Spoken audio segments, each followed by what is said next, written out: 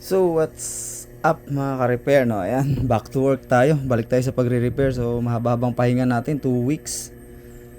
Kaya ayan, ito tinarbaho natin. Ito yung natapos natin for today's video, isang araw, no. Itong ampli na to. Yun, no. Power natin. So actually problema nito yung kanyang capacitor supply, and then itong isang channel sira, ayaw mag-trigger. Ito half wave, pero ngayon okay na siya makasound. Mga ka-repair, ayan. May signal na. And then ayan, stepper working. Ito ay class G, no. So design ito ng Crail. So actually Crail naman ata siguro ito. So Crail CA16. So ito na siya. Ayan, okay na yung kanyang stepper. Ayan, no. Very accurate yung kanyang clipping LED indicator doon sa ano niya. Ayan, no. Ganun konting clip. Ayan, clip na din doon. So okay na to, sir.